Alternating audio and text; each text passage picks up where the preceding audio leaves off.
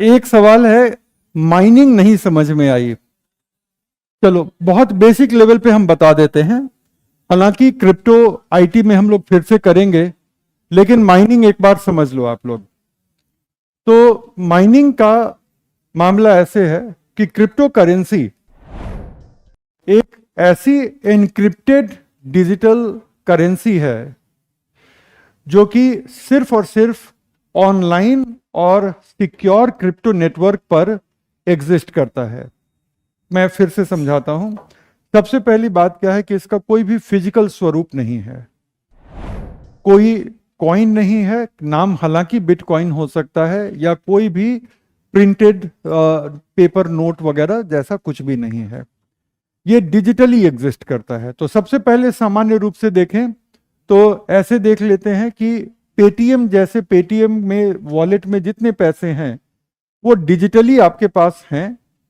अंतर यही है कि उन रुपयों को आप फिजिकली भी देखते हैं, लेकिन मान लीजिए कि रुपयों का फिजिकल एग्जिस्टेंस, कल सरकार कहती है कि फिजिकल एग्जिस्टेंस समाप्त करते हैं और ये डिजिटली रहेगा, आपके मोबाइल बैंकिंग में, नेट बैंकिंग में रहेगा और डिजिटल वॉलेट में रहेगा।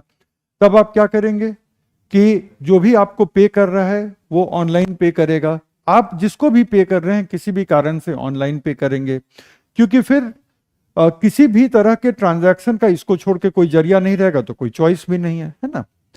तो क्रिप्टो को पहले तो वैसे देखें। तो यहां पर क्या है कि पेटीएम का एक वॉलेट होता है जहां पर आपके पैसे होते हैं, जब जब आप खर्च करेंगे वॉलेट से वो पैसा कम होता चला जाएगा। तो इसी तरह से क्रिप्टो यूजर के पास भी क्रिप्टो का एक वॉलेट होता है। फर्क बस इतना ही है कि क्रिप्टो का पूरा सिस्टम किसी भी तरह की धोखाधड़ी ना हो। आप में से जरूर कुछ लोगों के मन में अब ये क्वेश्चन आ रहा होगा कि सर इसमें भी तो धोखाधड़ी होती है, उस पर हम लोग बाद में आएंगे। लेकिन चूंकि किसी तरह का धोखाधड़ी ना हो तो बहुत ही ज्यादा कोडिफाइड कंप्यूटर सिस्टम पर ये एग्जिस्ट करता है। कोडिफाइड का मतलब कि वहां पर कोई भी गड़बड़ी करेंगे तो वो पता चल जाता है। तो इसको कहते हैं एनक्रिप्टेड नेटवर्क। एनक्रिप्शन का मतलब होता है कि अगर मैं कहूं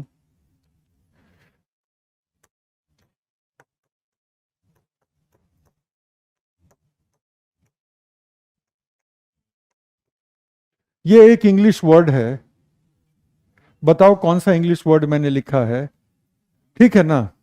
या मैं, समझ रहे हो कि मान लो मैं कहूं कि अगर school is equal to this, ठीक है, तो then mobile is equal to what. तो परेशान होने के अलावा कोई रास्ता नहीं है, करेक्ट। लेकिन अगर मैं आपको, तो ये क्या हुआ, नहीं नहीं उतना भी अपने सीसेट पे अभी भरोसा मत करो, ये नहीं बना पाओगे, ठीक है। तो नहीं, गलत भी नहीं है। हो सकता है ना कि एक लेटर के लिए मैं ये 3 यूज कर रहा हूं। आपको क्या पता कि एक के लिए एक ही यूज हो रहा है। एस के लिए मैं 3 यूज कर रहा हूं, जबकि सी के लिए बस मैं एक ही यूज कर रहा हूं। जब भी मुझे सी लिखना होगा मैं बी लिखूंगा, करेक्ट। एच के लिए मैं, जब भी मुझे एच लिखना होगा आई जेड एक्स लिखूंगा। तो आप समझ रहे हो।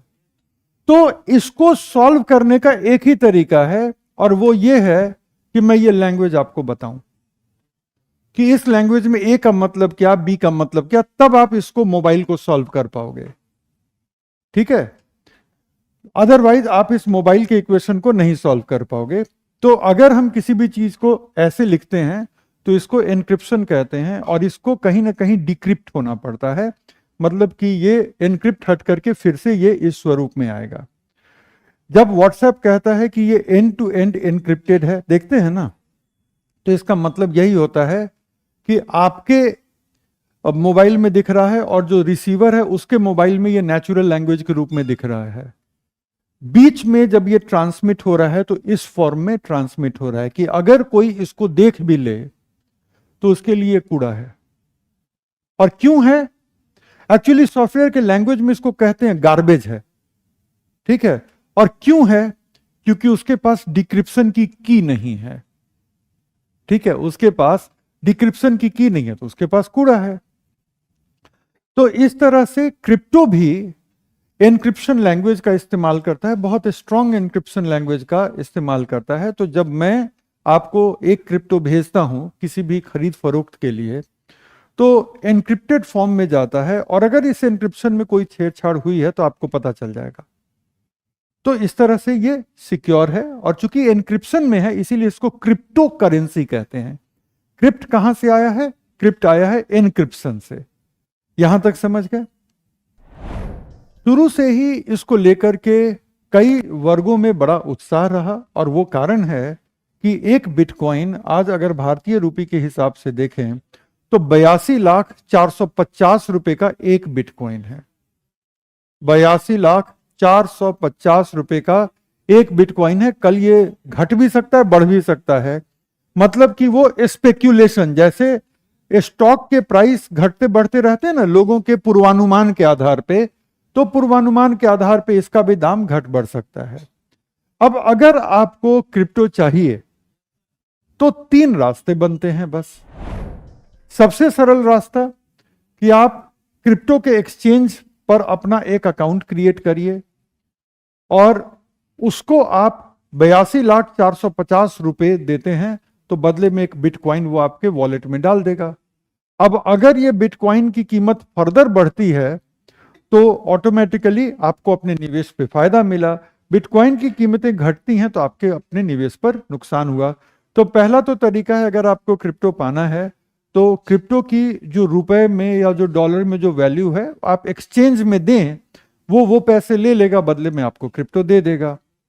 दूसरा क्या है कि आप दुनिया के किसी ऐसे देश में जहां पर क्रिप्टो मान्य है एक एक्सचेंज के फॉर्म के रूप में, तो ऐसे देश में अगर आप कुछ बेच रहे हैं, ठीक है, आप कहते हैं कि हम आपको ये फोन बेच रहे हैं और इसके बदले जो है 1/100 क्रिप्टो आप दे दें, ठीक है, 1/100 क्रिप्टो आपको दे दिया गया और वो आपके वॉलेट में आ गया। तो जिन देशों में क्रिप्टो एक्सचेंज के माध्यम के रूप में मान्य है, वहां पर अगर आप कुछ बेच रहे हैं तो ये आपके ऊपर है कि आप कहें कि हम क्रिप्टो में बेचेंगे, हमको डॉलर और पाउंड में पैसे नहीं चाहिए। तो दूसरा है कि आप कुछ बेचे, बदले में आपको लोग क्रिप्टो में पे कर रहे हैं, आप क्रिप्टो जमा करते चले जाएं, और कल को अगर उस क्रिप्टो की दाम बढ़ गई तो आपको जो है सो फायदा है। अब एक तीसरा तरीका है। तीसरा तरीका यह है कि क्रिप्टो के ऊपर जो ट्रांजैक्शन हो रहे हैं उन ट्रांजैक्शन को देखना और उन ट्रांजैक्शन को वैलिडेट करना। क्रिप्टो पे जितने ट्रांजैक्शन होते हैं, जैसे मैंने आपको दिया, तो उस क्रिप्टो के नेटवर्क में जितने लोग हैं, मान लीजिए कि इस नेटवर्क में सारे लोग हैं, हम सारे लोग हैं, ठीक है, और हम इनको क्रिप्टो दे रहे हैं, तो इन सारे लोगों को पता है कि मैंने इनको क्रिप्टो दिया, बस नाम नहीं पता है। मेरा यूजर नंबर जो भी होगा, इस यूजर नंबर ने इस यूजर नंबर को इतने क्रिप्टो दिए, इतने लोगों को पता है, इतने लोगों के सिस्टम में अपडेट हो रहा है वो, ताकि अगर कोई भी व्यक्ति चेंज करे एक जगह तो सारे लोगों को पता चल जाए कि ये तो गड़बड़ी हुई है यहां पे। इस सिस्टम को कहते हैं ब्लॉकचेन। तो जाहिर है कि आप सारे लोगों के पास इतना समय तो है नहीं कि एक एक ट्रांजैक्शन को आप वैलिडेट करेंगे। लोगों के दूसरे काम भी तो होते हैं, आप नेटवर्क से जुड़े हुए हैं, लेकिन अपना काम करेंगे कि ये ट्रांजैक्शन को वैलिडेट करेंगे? नहीं करेंगे। और ट्रांजैक्शन को वैलिडेट करने के पहले एन्क्रिप्शन के सिस्टम में एंटर करने के लिए आपको बहुत कॉम्प्लेक्स इक्वेशन वगैरह सॉल्व करने पड़ेंगे। बहुत कॉम्प्लेक्स इक्वेशन वगैरह सॉल्व करके तब आप उस लेवल पे पहुंचेंगे कि क्या ये ट्रांजैक्शन आपके अनुसार वैलिड है, तो हां वैलिड है, ऐसे होगा। लोग अब करें तो क्यों करें? अब सवाल ये उठता है कि किसको पड़ी है कि ये जटिल प्रॉब्लम्स को सॉल्व करे, तब वो इन ट्रांजैक्शन को देख के वैलिडेट करे कि हां ये सही है, ताकि इनका पैसा क्रेडिट हो जाए। तो किसी के पास इतना टाइम क्यों हो और इतने जटिल इक्वेशन को क्यों सॉल्व करे? तो इसका जवाब है कि जो ऐसा करेगा वो इस नेटवर्क की इंटीग्रिटी को बचाने में हेल्प कर रहा है ना, अदरवाइज इस नेटवर्क में कितनी धांधली होगी। तो इस पूरे नेटवर्क में कुछ लोग तो ऐसे हैं वॉलंटियर कर रहे हैं, स्वयंसेवी ऐसे लोग तो हैं ना, जो इस नेटवर्क को बनाए रखने में, इस नेटवर्क की इंटीग्रिटी को, ईमानदारी को बनाए रखने में मदद कर रहे हैं। तो इन लोगों को इनके प्रयासों के लिए क्रिप्टो दिया जाता है। अब समझ में आ रही है बात? कि जो लोग क्रिप्टो के नेटवर्क के ब्लॉकचेन को बनाए रखते हैं, चलाते रहते हैं, उनको उनके काम के आधार पे क्रिप्टो का 1000वां हिस्सा, क्रिप्टो का 100वां हिस्सा, जितना काम कर रहे हो आप उस हिसाब से आपको दिया जाता है। तो यहां पर आप क्रिप्टो अपने मेहनत से कमा रहे हैं। तो क्रिप्टो या तो आप खरीद सकते हैं आज की डेट में 82,450 रुपए में, या आप 82,450 रुपए का कुछ बेच रहे हैं तो उसके बदले में आपको एक बिटकॉइन मिल जाएगा, या फिर ये पूरे ट्रांजैक्शन की निगरानी करने के लिए आप अगर वॉलंटियर कर रहे हैं तो आपके मेहनत के लिए, आपके समय के लिए आपको क्रिप्टो रिवॉर्ड में इस तंत्र के द्वारा इशू किया जाएगा। समझ गए? इसी थर्ड वाले तरीके को क्रिप्टो की माइनिंग कहते हैं। लेकिन वो समीकरण जो है वो कंप्यूटर से सॉल्व होंगे। आप कितनी भी सीसैट की तैयारी कर ले, बैठ के पेन पेपर पे वो सॉल्व नहीं होगा। वो बहुत कॉम्प्लेक्स क्वेश्चंस होते हैं, कई लेवल के क्वेश्चंस होते हैं, और वो बहुत पावरफुल कंप्यूटर ही उसको कर पाते हैं, और ऑटोमेटेडली ही करना पड़ेगा, इतने लोग बैठ करके काम नहीं करेंगे। तो इसी चीज को हम क्रिप्टो की माइनिंग कहते हैं।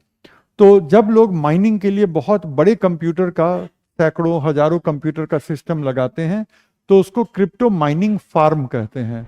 मतलब कि ये क्रिप्टो को माइन करने का खेत लगा दिया इसने, अब यहां पर क्रिप्टो की फसल काटेगा। ये फार्म का मतलब वही है, और सच में वो फसल काटते हैं। तो दिस इज क्रिप्टो माइनिंग।